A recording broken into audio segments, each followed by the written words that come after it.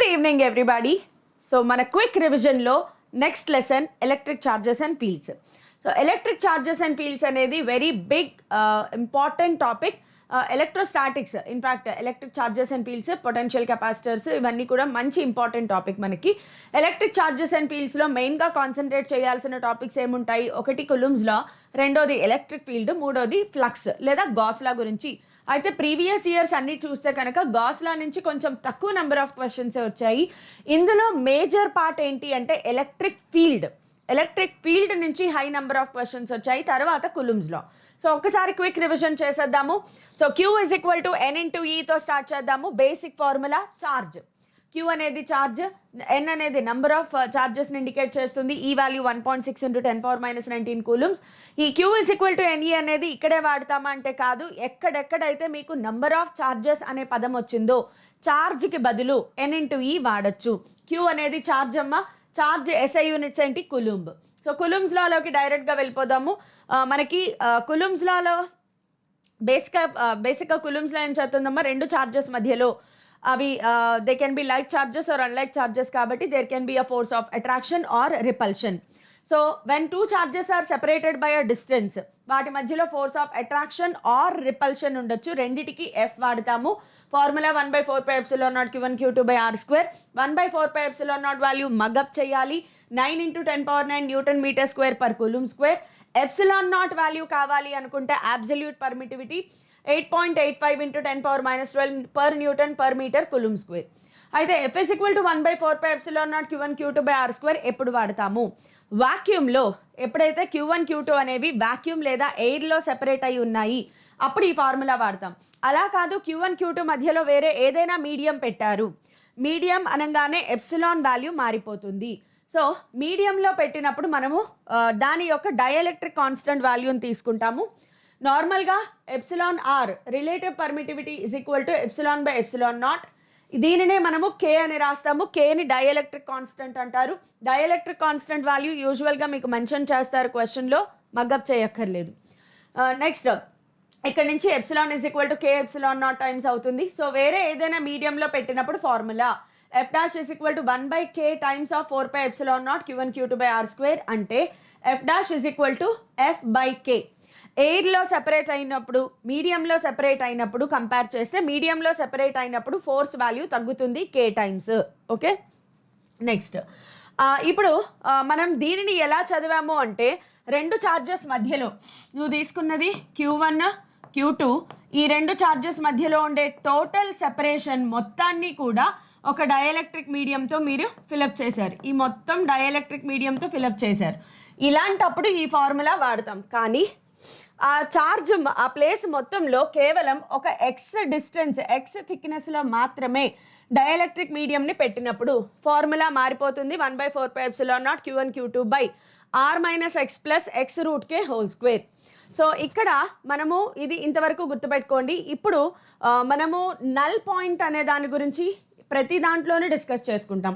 Null point in case of force, null point in case of field, null point in case of potential, అన్ని చోట్ల null point ఉంటుంది. Null point అంటే ఏంటమ్మా, null point దగ్గర net force 0 అయిపోతుంది.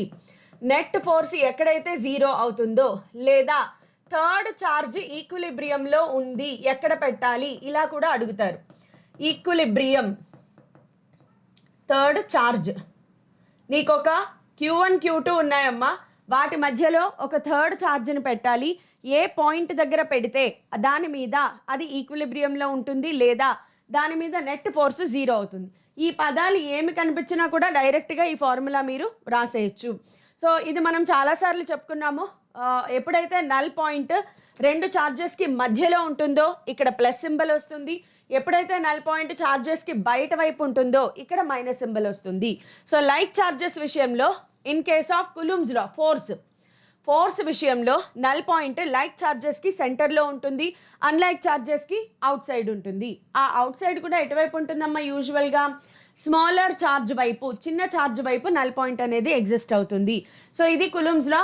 అయితే కులుమ్స్ లాలో ఇంకా చాలా అప్లికేషన్స్ ఉంటాయమ్మా. ప్రాబ్లమ్స్, రకరకాల ప్రాబ్లమ్స్. కులుమ్స్ లా ఫార్ములా ప్రాబ్లమ్స్ గుర్తున్నాయా? ట్రయాంగిల్ మీద 3 చార్జెస్ పెట్టి ఒకదానికి ఒక చోట రిజల్టాంట్ ఫోర్స్ ఫైండ్ అవుట్ చేయమంటారు.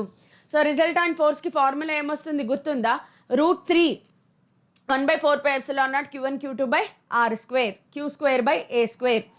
అదే మనము స్క్వేర్కి పెట్టినప్పుడు, స్క్వేర్కి ఛార్జెస్ పెట్టినప్పుడు, సో ఈ triangle based questions, square based questions ఖచ్చితంగా ప్రాక్టీస్ చేయండి. అలాగే 2 బాల్స్ లేదా 2 ఛార్జెస్ మ్యూచువల్ అండర్స్టాండింగ్లో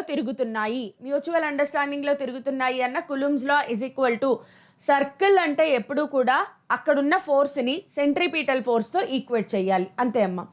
సో ఫోర్స్ మీద డైరెక్ట్ క్వశ్చన్స్ బాగానే వస్తాయి, కులుమ్స్ లా మీద క్వశ్చన్స్ మీరు ఈజీగా చేయగలిగేలాగానే ఉంటాయి. జస్ట్ ఈ మాత్రం చిన్నవి గుర్తుపెట్టుకుంటే సరిపోతుంది. నా moving on to electric field. ఎప్పుడైతే ఒక ఛార్జ్ ఉందో ఆ ఛార్జ్ దాని చుట్టూ కొంత రీజియన్లో దాని ఎఫెక్ట్ అనేది చూపిస్తుంది. సో ఆ ఎఫెక్ట్నే మనము ఎలక్ట్రిక్ ఫీల్డ్ అంటాము. ఎలక్ట్రిక్ ఫీల్డ్ అనగానే first formula force per unit charge. So E is equal to F/Q. ఇంకొక formula force electric field due to a point charge. E is equal to 1/4πε0 Q1 Q. Okay, ఇందులో 2 క్యూలు ఉండవు కదా మనకి, ఇది పోతుందా? పోదు, వెయిట్. ఒకటే ఛార్జ్ ఉంటుంది కదమ్మా దీంట్లో, సారీ మనం పొరపాటులో రాస్తుంటాము, దీంట్లో ఒకటే ఛార్జ్ ఉంటుంది. సో ఇది నేను అరేస్ చేస్తాను ఎనీవే. సో Q1/r² మాత్రమే ఉంటుంది. ఫోర్స్కి ఫీల్డ్కి ఉన్న డిఫరెన్స్ ఏంటి అంటే, ఫోర్స్లో 2 ఛార్జెస్ ఉంటాయి, ఫీల్డ్లో వచ్చేటప్పటికి ఒకటే ఛార్జ్ ఉంటుంది, Q/r². ఇది మన electric field formula. Electric field అనగానే ఎలక్ట్రిక్ ఫీల్డ్ లైన్స్ గురించి గుర్తు రావాలి. ఎలక్ట్రిక్ ఫీల్డ్ లైన్స్ పాజిటివ్ ఛార్జ్కి ఎలా ఉంటాయి, నెగిటివ్ ఛార్జ్కి ఎలా ఉంటాయి. In case of positive charge electric field lines are radially outward, బయట వైపుకి ఉంటాయి. In case of negative charge electric field lines are directed towards the charge, away from the charge. Positive అనగానే away from the charge. Electric field direction చాలా important. ఆ డైరెక్షన్తోనే మనం decide చేయాలి E1 E2 add చేయాలా, E1 E2 subtract చేయాలా. E1 E2 రెండు ఒకే డైరెక్షన్లో ఉన్నాయి, ఆ 2 యాడప్ అయిపోతాయి. ఇది E1, ఇది E2 ఆపోజిట్ డైరెక్షన్స్లో ఉన్నాయి, E1 మైనస్ E2 చేయాలి. ఆ E1 E2 డైరెక్షన్ ఎలా తెలుస్తుంది అంటే ఎలక్ట్రిక్ ఫీల్డ్ లైన్స్ డ్రా చేయడం ద్వారా తెలుస్తుంది. కాబట్టి పాజిటివ్ ఛార్జ్కి ఎలక్ట్రిక్ ఫీల్డ్ అవుట్వర్డ్స్ ఉంటుంది, నెగిటివ్ ఛార్జ్కి ఎలక్ట్రిక్ ఫీల్డ్ ఇన్వర్డ్స్ ఉంటుంది. ఒక్కొక్కసారి ఈ electric field lines diagram based question కూడా వస్తుందమ్మా. ఎలక్ట్రిక్ ఫీల్డ్ అన్నీ ఇంపార్టెంటే. ఇంకా నెక్స్ట్ ఎలక్ట్రిక్ ఫీల్డ్లో కూడా నల్ పాయింట్ ఉంటుంది కదా. నల్ పాయింట్ అంటే అగైన్ సేమ్, 2 ఛార్జెస్ ఉన్నాయి, వాటిలో ఎక్కడ వాటి రిజల్టాంట్ నెట్ ఎలక్ట్రిక్ ఫీల్డ్ 0 అవుతుంది. నల్ పాయింట్ అంటే ఏంటమ్మా, నల్ పాయింట్ దగ్గర ఈ net will be equal to 0. So ఎక్కడ అవుతుంది అంటే మళ్ళీ దీంట్లో కూడా in case of like charges and unlike charges తీసుకుంటే, లైక్ ఛార్జెస్కి null point between the charges ఉంటుంది, అన్లైక్ ఛార్జెస్కి null point outside the charges ఉంటుంది. అవుట్ సైడ్ అనగానే ఎటువైపు, Q1 వైపా Q2 వైపా. ఈ Q1 Q2 రెండిట్లో ఏది చిన్న ఛార్జ్ అయితే ఆ చిన్న ఛార్జ్ వైపు మనకి నల్ పాయింట్ ఎగ్జిస్ట్ అవుతుంది. ఛార్జెస్ మధ్యలో ఉంటే ప్లస్ వస్తుంది, బయట ఉంటే మైనస్ ఉంటుంది అని చెప్పుకున్నాం కదా. సో సేమ్ ఫార్ములా మీరు ఫోర్స్కి చూడొచ్చు, ఫోర్స్కి సేమ్ ఫార్ములా, ఫీల్డ్ కూడా సేమ్ ఫార్ములా. సో గుర్తుపెట్టుకోవడానికి మనకు కష్టం ఏమి ఉండదు అనమాట, కన్ఫ్యూజన్ ఏమీ ఉండదు.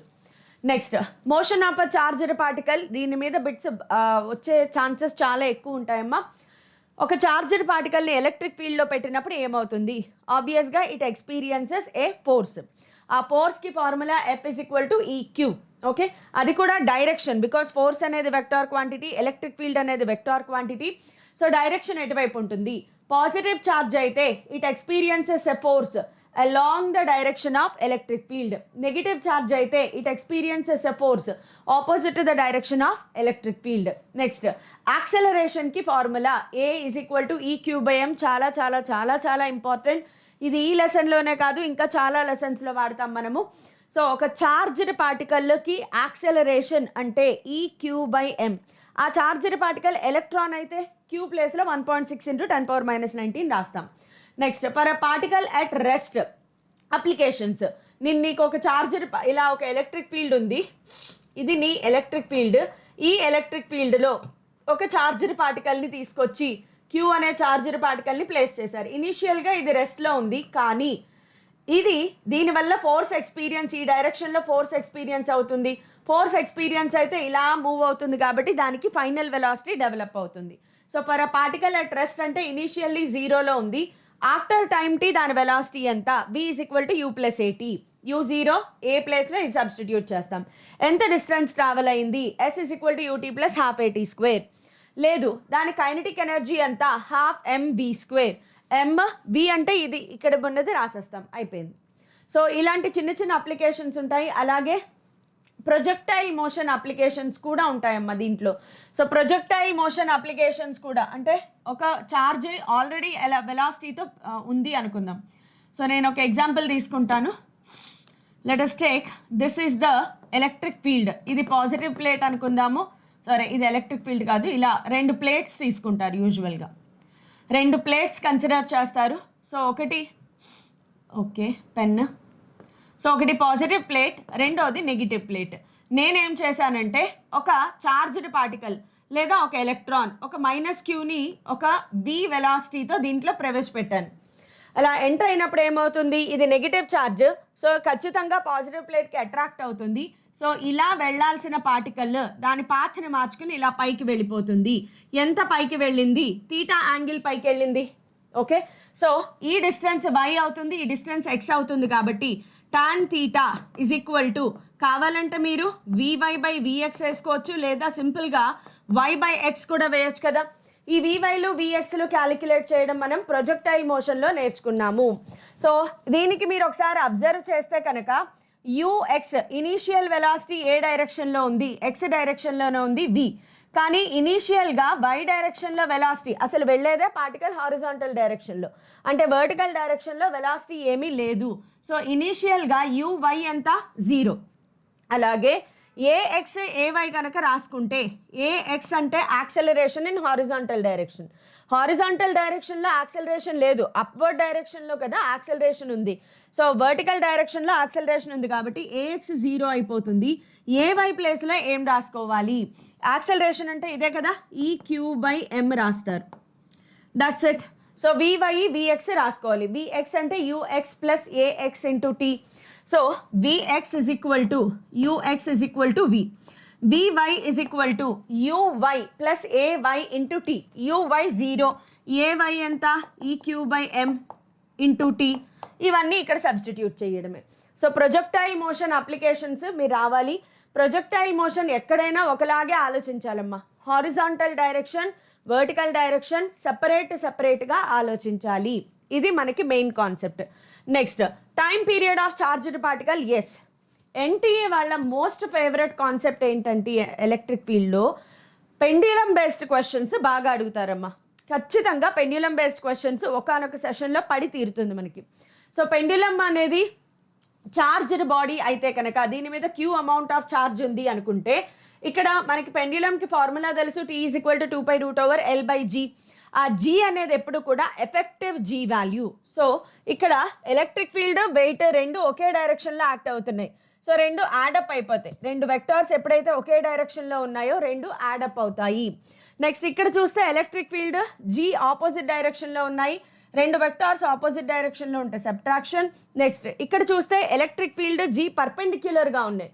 పర్పెండిక్యులర్గా ఉన్నప్పుడు స్క్వేర్ వస్తుంది, a² + b² ఫార్ములా. ఇవి కాకుండా అయితే ఇంకొంచెం ముందుకు వెళ్ళే ముందు నేను ఇంకొక చిన్న ఎగ్జాంపుల్ కూడా చెప్తాను ఇక్కడ మీకు. పెండ్యులంని ఎలా అనాలిసిస్ చేయాలి అనేది ఇంకొక ఎగ్జాంపుల్ కూడా చెప్తాను. ప్రాబ్లమ్స్లో ఇంకొక రకంగా ఎలా అడగచ్చు అంటే మన దగ్గర 2 పెండ్యులమ్స్ ఉంటాయి. ఆ 2 పెండ్యులమ్స్ మ్యూచువల్గా దీని మీద q అమౌంట్ ఆఫ్ ఛార్జ్ ఉంది, దీని మీద కూడా q అమౌంట్ ఆఫ్ ఛార్జ్ ఉంది.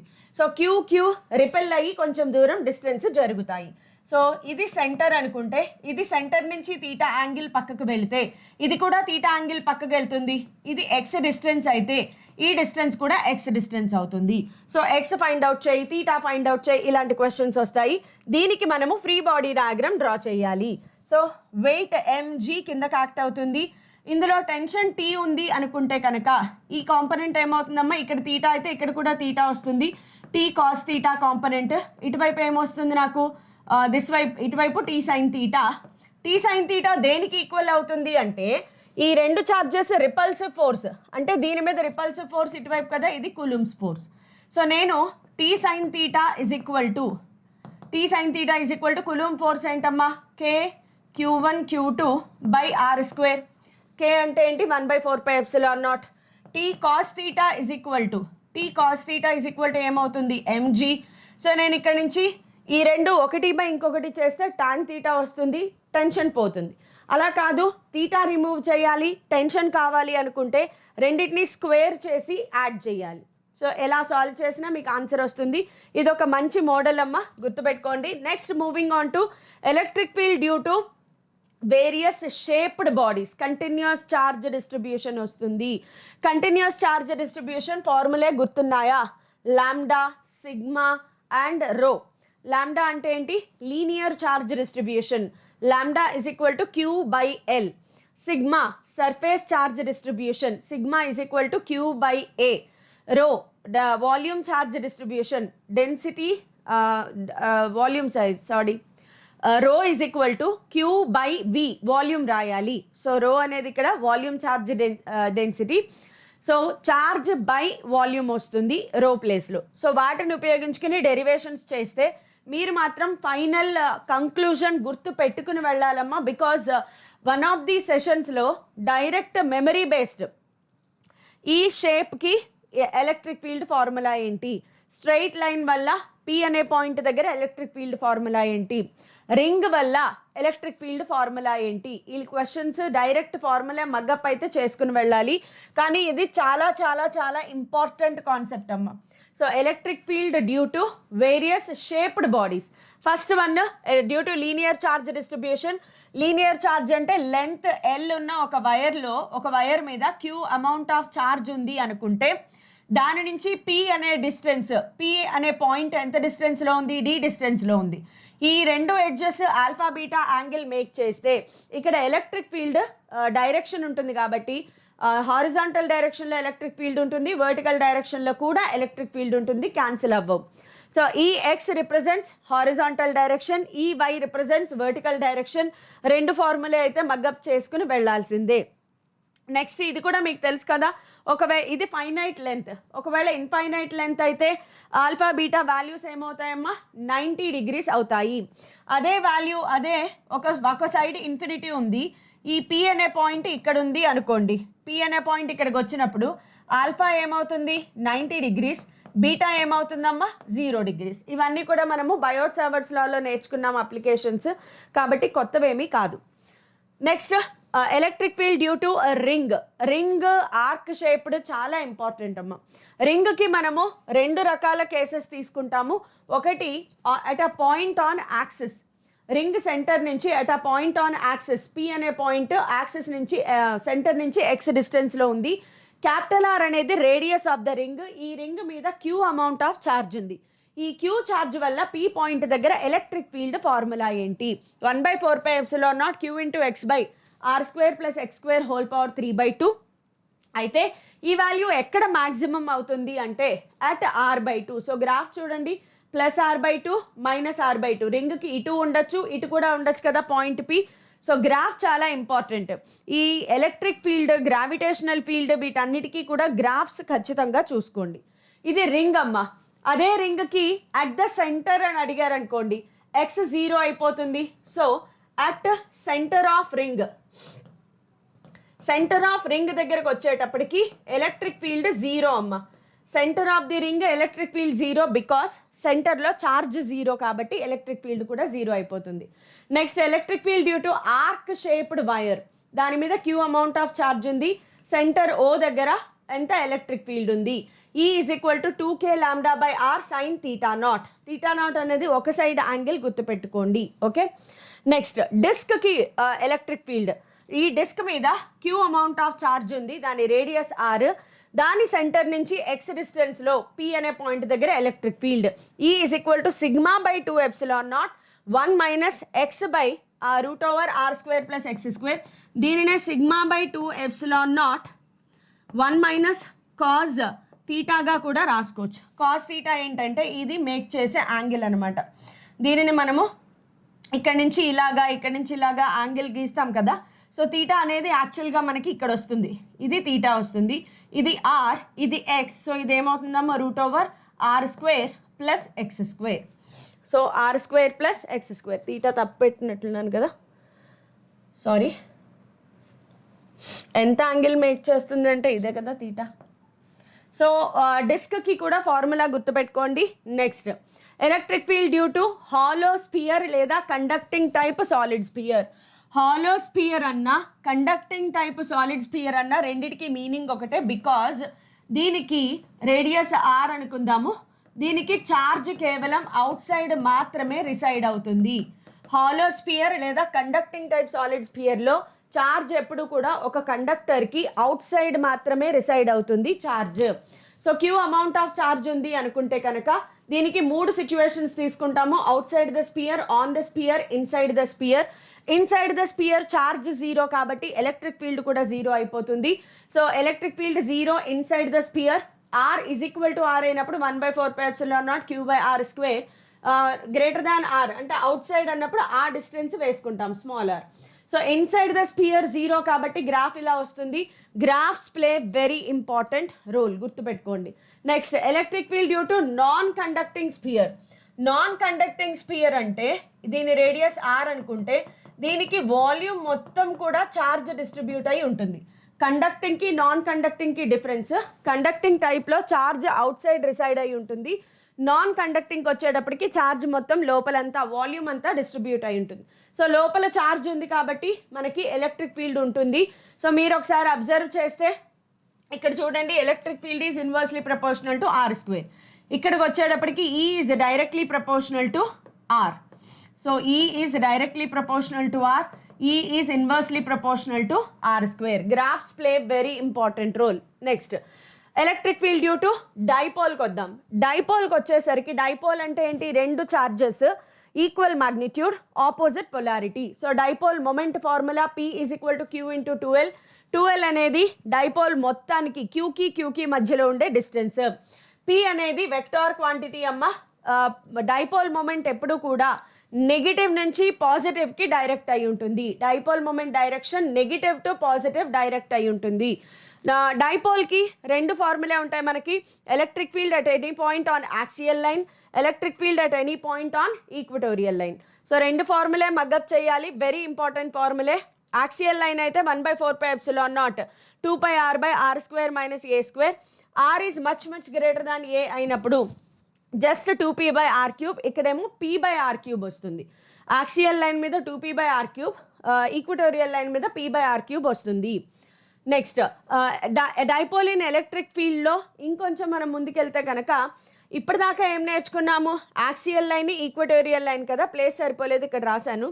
At any other point, axial line కాదు, ఈక్వటోరియల్ లైన్ కాదు, వేరే ఏదైనా పాయింట్ దగ్గర అడిగినప్పుడు P అనే పాయింట్ తీటా యాంగిల్ మేక్ చేస్తోంది అనుకుంటే E = 1/4πε0 p/r³ √1 + 3 cos² θ. అండ్ ఈ తీటాకి ఆల్ఫాకి రిలేషన్ కూడా చాలా ఇంపార్టెంట్.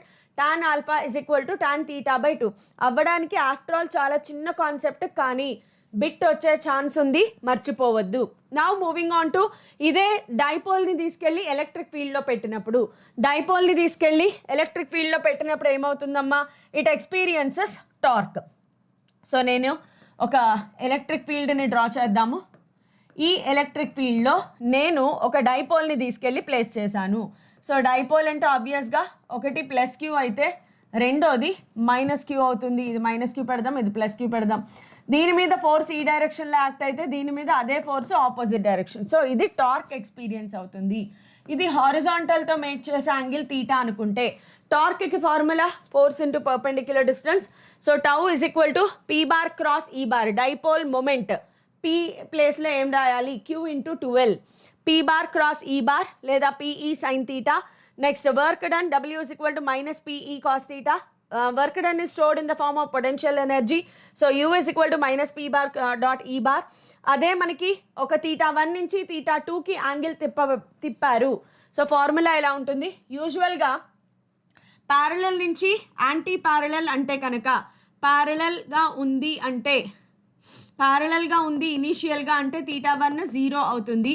యాంటీ ప్యారలల్కి తిప్పారు, యాంటీ ప్యారలల్కి తిప్పారు అంటే తీటా 2 ఏమవుతుందమ్మా 180 degrees అవుతుంది. సో 0 180 degrees పెట్టినప్పుడు -1 ప్లస్ అవుతుంది. సో నెక్స్ట్ ఎప్పుడు మినిమమ్ ఎప్పుడు మ్యాక్సిమం కండిషన్స్ చూసుకోండి.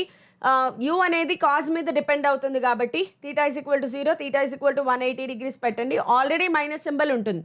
ఎందుకు ఆల్రెడీ మైనస్ సింబల్ ఉంది? ఎలక్ట్రిక్ ఫీల్డ్ అనేది కన్జర్వేటివ్ ఫీల్డ్. కన్జర్వేటివ్ ఫీల్డ్ లేదా కన్జర్వేటివ్ ఫోర్స్ వల్ల జరిగిన వర్క్ ఎప్పుడు కూడా నెగిటివ్ పొటెన్షియల్ ఎనర్జీగా స్టోర్ అయి ఉంటుంది. అందుకే ఆల్రెడీ మైనస్ ఉంది. దానివల్ల మీకు ఇలా వస్తుంది. పొటెన్షియల్ ఎనర్జీ మినిమం అయితే ఆ పార్టికల్ స్టేబుల్గా ఉంటుంది, పొటెన్షియల్ ఎనర్జీ మ్యాక్సిమం అయితే ఆ పార్టికల్ అన్స్టేబుల్గా ఉంటుంది. ఓకే, సో నెక్స్ట్ ఎలక్ట్రిక్ ఫ్లక్స్లోకి వెళ్ళిపోదాము. Electric flux basic formula electric field into area vector. చాలా important. Vectors, area vector, area direction ఎప్పుడు కూడా ఆ ఏరియాకి పర్పెండిక్యులర్గా ఉంటుంది. ఈకి ఏకి మధ్యలో యాంగిల్ని బట్టి ఫ్లక్స్ పాజిటివ్వా నెగిటివ్వా 0 అనేది డిసైడ్ చేస్తాము. సో ఫ్లక్స్ డిసైడ్ చేసేటప్పుడు ఎలక్ట్రిక్ ఫీల్డ్ డైరెక్షన్ చూసుకోండి, ఏరియా డైరెక్షన్ చూసుకోండి, ఆ రెండిటికి మధ్యలో యాంగిల్ కూడా చూసుకోవాలి. నెక్స్ట్ గాస్ లా మీకు తెలుసు, integration E bar dot A bar is equal to Q enclosed by epsilon naught. So క్యూని ఎలా క్యాలిక్యులేట్ చేయాలి ఐడియా ఉంది కదా. ఏదైనా ఎన్క్లోజ్డ్ సర్ఫేస్ ఉన్నప్పుడు Q1, Q2, Q3, Q4 minus Q5 ఉన్నాయి. సో ఇక్కడ మీరు ఫ్లక్స్ క్యాలిక్యులేట్ చేయాలి అంటే ఛార్జ్ ఎంత తీసుకోవాలి? కేవలం ఈ 3 తీసుకోవాలి. Q1 minus Q2 plus Q3 by epsilon naught. Q4 Q5 consider చేయము because they are not enclosed. అయితే ఫ్లక్స్ గాస్లా మీద చాలా చాలా ఎగ్జాంపుల్స్ నేను ప్రీవియస్గా మీకు డిస్కస్ చేశాను. గాస్లా మీద గాషియన్ సర్ఫేస్ని ఇమాజిన్ చేసుకుని మనము డెరివేషన్స్ చిన్న చిన్న ప్రాబ్లమ్స్ చేస్తాం కదా. సో గాషియన్ సర్ఫేస్ అంటే హాఫ్ హెమిస్ఫియర్ ఇచ్చారు, దానిపైన ఛార్జ్ ఉంది. ఆ ఛార్జ్ని ఎన్క్లోజ్ చేయాలి అంటే ఇంకో స్పియర్ని మనం ఇమాజిన్ చేసుకుంటాము. సో Q/2 ఎప్సిలాన్ నాట్ అవుతుంది.